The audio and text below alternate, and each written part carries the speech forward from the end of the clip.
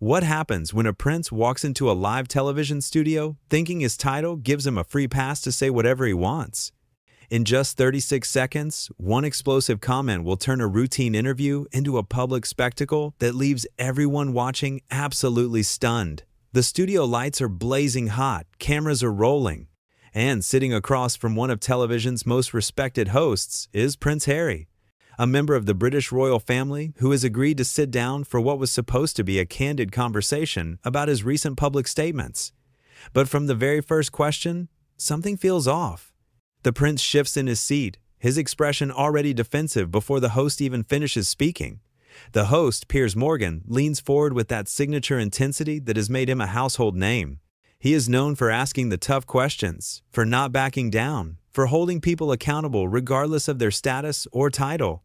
Today will be no different. Prince Harry, thank you for being here, Piers begins, his voice steady and professional. I want to start with something that has been on everyone's mind. You have made some very serious allegations about your family, about the institution you were born into, but many people are asking, where is the evidence? Where are the facts to back up these claims?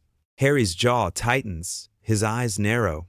Instead of answering the question directly, he lets out a short, bitter laugh. You would not understand, Piers. You have never been in my position. You have never had to deal with what I have dealt with. Piers does not flinch. Perhaps not, but I am asking you as a journalist, as someone who believes in truth and accountability. If you are going to make accusations of this magnitude, the public deserves to see proof. They deserve more than just your word. My word should be enough. Harry snaps back, his voice rising. I am telling my truth. That is what matters. The tension in the studio is already thick enough to cut with a knife, and they are barely 5 minutes into the interview. The crew behind the cameras exchange nervous glances. This is not going according to plan. Piers takes a breath, maintaining his composure. Your truth is important, absolutely. But truth, real truth, is not subjective. It is not just about feelings or perceptions. When you accuse people of serious wrongdoing, you need evidence. You need facts. Otherwise, it is just one person's story against another. Harry leans back in his chair, crossing his arms. The defensive posture is unmistakable. This is exactly what I expected from you. You are just like all the rest. You are protecting the institution. You are protecting them. I am not protecting anyone, Piers responds, his voice firm but controlled. I am asking for basic journalistic standards. If someone came on this show and made serious accusations about you without providing any proof, would you not want them challenged? Would you not expect me to ask questions? That is different, Harry says quickly, waving his hand dismissively. How is it different? Piers presses, leaning forward again. Explain to me how it is different. Why should you be held to a lower standard than anyone else who comes on this program? The prince shifts uncomfortably, clearly not expecting to be challenged so directly. Because of who I am, because of what I have been through. Because my family, the institution, they have resources and power that I do not have anymore. But you do have power, Piers counters. You have a massive platform. You have millions of people listening to every word you say. You have book deals, television interviews, streaming contracts. You have plenty of resources to present evidence if it exists. So again, I ask you, where is it? Harry's face is flushing now, his frustration becoming more visible with each passing second. You just do not get it. You will never get it. Then help me get it, Piers says, his tone still measured. I am giving you the opportunity right here, right now, to explain yourself, to provide context, to show the world why they should believe what you are saying. This is your chance. Instead of taking the opportunity, Harry doubles down. I should not have to prove anything to you or anyone else. People should just believe me. They should trust me. Piers shakes his head slowly, a look of genuine disappointment crossing his face. That is not how the world works, Harry. That is not how truth works. Trust is earned. It is built on consistency, on evidence, on actions, matching words. You cannot just expect people to accept everything you say at face value simply because of your title. My title? Harry's voice is getting louder now. You want to talk about my title? You have been obsessed with my title since the moment I walked in here. You cannot stand that someone like me would dare to speak out, would dare to challenge the system. I have no problem with you speaking out, Piers responds calmly. In fact, I encourage it. What I have a problem with is making accusations without backing them up. What I have a problem with is asking for privacy while simultaneously giving interview after interview. What I have a problem with is the contradiction, the hypocrisy. Harry stands up abruptly, his chair scraping loudly against the studio floor. The crew freezes. The cameras keep rolling. You have no right to call me a hypocrite. You sit here in your comfortable chair, in your comfortable life, judging people you know nothing about.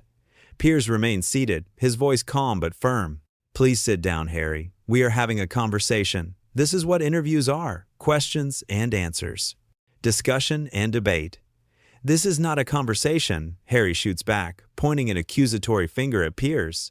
This is an interrogation. This is you trying to make me look bad. This is you doing exactly what the rest of the media has always done to me and my wife. I am asking you questions that any reasonable journalist would ask, Piers says, still maintaining his composure even as the situation escalates. If you are not prepared to answer them, then perhaps you should not be doing interviews. The words hang in the air like a challenge. Harry's face goes from flushed to nearly crimson. His hands ball into fists at his sides. You arrogant, disrespectful man. How dare you? How dare you speak to me like that? Piers raises an eyebrow. I am speaking to you like I would speak to any guest on this program, with respect, but also with honesty. If you find that uncomfortable, that says more about you than it does about me. You do not know what respect means, Harry spits out. You are just a bitter, small-minded man who makes his living tearing other people down. Now Piers stands as well, his patience clearly wearing thin, but his voice still controlled. I make my living asking questions that need to be asked. I make my living holding people accountable. And right now, I am trying to understand why you think you are above that accountability. I am not above anything, Harry snaps.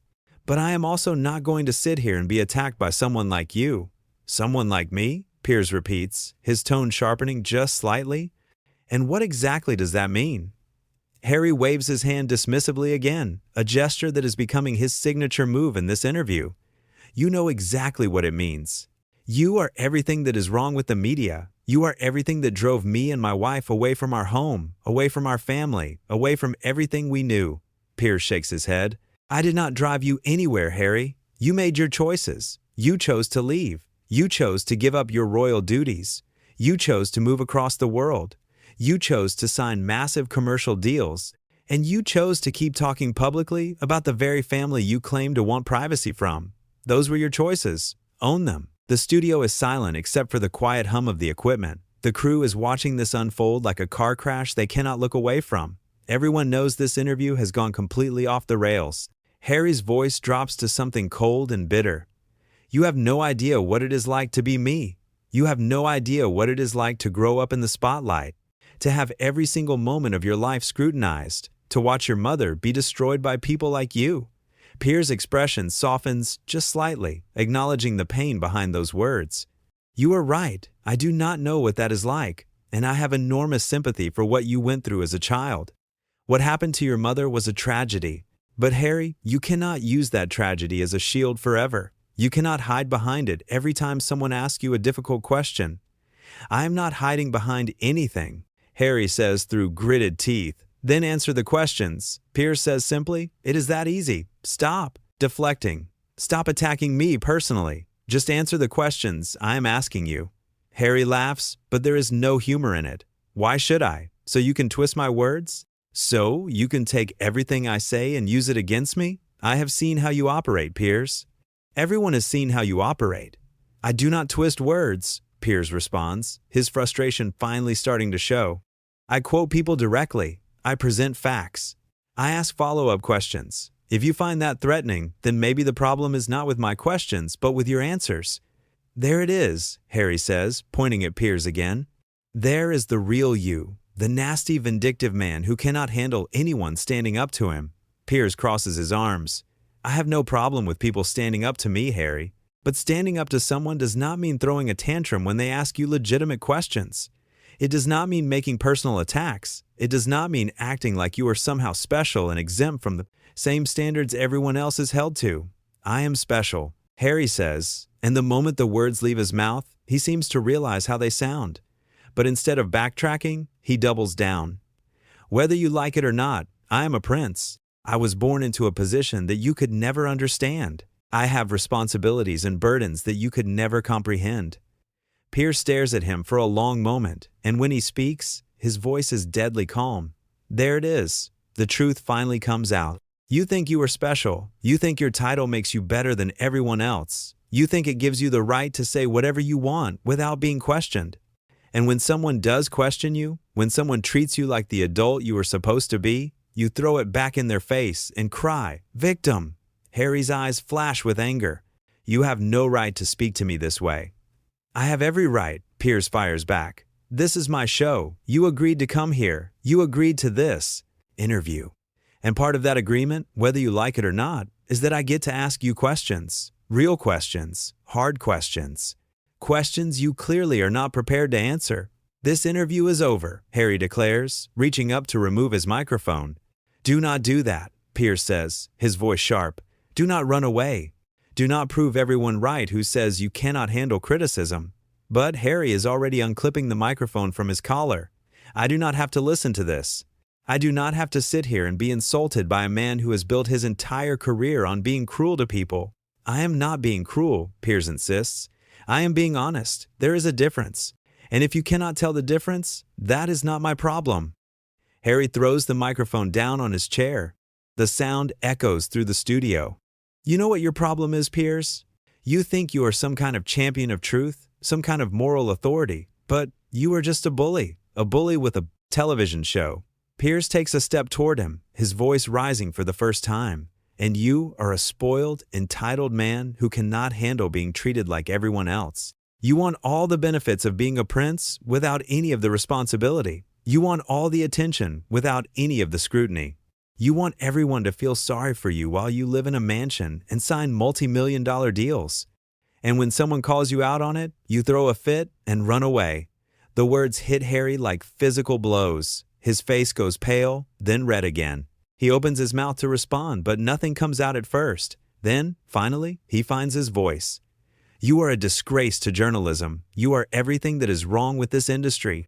And I feel sorry for anyone who has to work with you or for you. Piers does not back down, and you are a disgrace to your family, to your title, and to everyone who ever believed in you. You had every advantage in life, every opportunity, and you squandered it because you could not handle a little bit of criticism, because you thought you deserved to be treated differently than everyone else. Harry's hands are shaking now, his entire body trembling with barely contained rage. I am done here. I am done with you. I am done with all of this. Then go, Piers says, gesturing toward the exit. Walk out. Prove my point. Show everyone watching that you cannot handle a real conversation. Show them that underneath all the talk about truth and authenticity, you are just someone who wants to be coddled and protected from any kind of accountability. Harry turns toward the studio doors, but before he can take a step, he spins back around. You want to know the real truth, Piers? The real truth is that people like you are the reason people like me cannot be honest. You twist everything. You make everything into a scandal. You make it impossible for anyone to just be human. That is not true, and you know it, Piers shoots back. I have interviewed thousands of people, celebrities, politicians, ordinary citizens. Most of them manage to answer questions without having a meltdown. Most of them understand that being interviewed means being challenged. The only reason you are struggling is because you are not used to anyone saying no to you. You are not used to anyone questioning your narrative. My narrative? Harry's voice is reaching a fever pitch now. You mean my life? You mean my experiences? You mean the things that actually happened to me? I mean the story you are selling, Piers clarifies, the carefully constructed image you are trying to present. The victim narrative that conveniently ignores all your own choices, all your own actions, all your own contradictions. Harry takes a threatening step toward Piers. You need to watch how you speak to me. Piers stands his ground, not intimidated in the slightest. Or what? You will have me thrown out of my own studio? You will complain about me in your next interview? You will write about me in your next book? Go ahead, Harry. Do whatever you want. But it will not change the fact that you came on this show unprepared to defend your own words. For a moment, it looks like Harry might actually take a swing at Piers. The tension is that thick, that volatile. But then something in him seems to deflate. The anger turns to something else, something that looks almost like defeat. You are not worth it. Harry says quietly, but the venom is still there under the surface. None of this is worth it. Then why did you come? Piers asks, genuinely curious now. Why did you agree to this interview if you were not prepared to actually be interviewed? Harry does not answer. He just stares at Piers for a long, uncomfortable moment. Then he turns and walks toward the exit, but he stops at the door, hand on the handle, and looks back one more time. I hope you are proud of yourself, Harry says, his voice dripping with contempt. I hope you feel good about what you have done here today. Piers does not hesitate. I feel fine, Harry. I did my job. I ask questions. That is what journalists do. If you do not like it, do not give interviews. Harry opens his mouth like he wants to say something else, something cutting, something that will give him the last word, but nothing comes. Instead, he just shakes his head in disgust and pushes through the studio doors. They swing shut behind him with a heavy thud that seems to punctuate the entire disastrous exchange. The studio is silent. Nobody moves. Nobody speaks. The cameras are still rolling, capturing Piers standing alone in the middle of the set, looking at the doors Harry just walked through. Piers turns to face the camera directly. His expression is calm, composed, almost sad. Well, he says to the audience at home, I think that speaks for itself. We invited Prince Harry here today to have an honest conversation about his recent statements and allegations. We asked him fair questions. We gave him every opportunity to explain himself, to provide context, to make his case. And this was his response. He could not handle being questioned. He could not handle being treated like anyone else who comes on this program. And when the questions got too difficult, when he realized he could not just rely on his title to carry him through, he walked out. He pauses, letting that sink in. That tells you everything you need to know. Not about me, not about this show, but about him. About someone who demands to be heard but refuses to be questioned. About someone who wants sympathy but will not accept accountability. About someone who had every privilege in life and somehow still sees himself as the victim. Piers walks back to his chair and sits down, looking directly into the camera. I stand by every question I asked today. They were fair questions, important questions, questions that deserved answers. And if Prince Harry was not prepared to answer them, he should not have agreed to come on this show. You cannot have it both ways. You cannot demand a platform and then complain when people use that platform to hold you accountable. He takes a breath, his professionalism never wavering. To everyone watching at home, I apologize that you did not get to see a full interview today. I apologize that Prince Harry chose to walk out rather than engage in good faith. But I will not apologize for doing my job. I will not apologize for asking tough questions. And I will not apologize for treating a prince the same way I would treat anyone else who sits in that chair. The camera holds on Piers' face for a few more seconds before cutting to a commercial break. Behind the scenes, the crew is already buzzing about what just happened. The producers are scrambling to figure out how to fill the rest of the airtime that was supposed to be taken up by the interview. The phones are ringing off the hook, with media outlets wanting comments, wanting reactions, wanting to know what they just witnessed. But Piers just sits there, calm and collected. He knew this was a possibility. He knew that Harry might not be able to handle real scrutiny. And in a way, the prince walking out proved Piers' point better than any answer could have. It showed everyone watching exactly who Harry is when he does not have a script, when he does not have handlers, when he is faced with someone who will not simply nod along and let him control the narrative. Outside the studio, Harry is already in his car, speeding away. His security team is trying to calm him down, trying to tell him it will blow over, that his supporters will understand. But Harry is not listening. He is replaying the interview in his head, thinking of all the things he should have said, all the comebacks he could have made. He is furious with Piers, furious with the producers, furious with everyone except himself. Because that is the thing about entitlement. It blinds you. It makes you think you are always right, that everyone else is always wrong. It makes you believe that your feelings matter more than facts, that your truth is the only truth that counts. And when reality does not match that belief, when someone dares to challenge you, you do not see it as an opportunity to grow or reflect or defend your position. You see it as an attack. Back in the studio, Piers is preparing for the next segment. He is not gloating. He is not celebrating. He is just doing his job, the same way he always has. Because at the end of the day, that is what this was about. Not a personal vendetta, not a desire to embarrass anyone. Just a journalist asking a public figure to back up their claims. Just basic accountability. And if Harry could not handle that, well, that was his problem, not Piers, not the show's, his. The interview that was supposed to last an hour ended up being barely 20 minutes long. But in those 20 minutes, more was revealed than anyone expected. Not about the accusations Harry wanted to discuss, not about his grievances with his family, but about his character, about his inability to be challenged, about his belief that his royal blood made him immune to the same standards everyone else has to meet. Piers looks at the camera one more time before the show goes to break. Accountability is not cruelty, he says simply. Questions are not attacks, and walking away does not make you brave. It just makes you unprepared. The lights dim, the cameras stop rolling, but the impact of what just happened will reverberate for days, weeks, maybe longer. Because in 36 seconds of explosive confrontation, when Harry said those words about being special and above questioning, everything changed. The mask slipped, the carefully constructed image cracked, and everyone watching saw exactly who was really behind it. The host who never backed down, and the guest who could not handle the heat.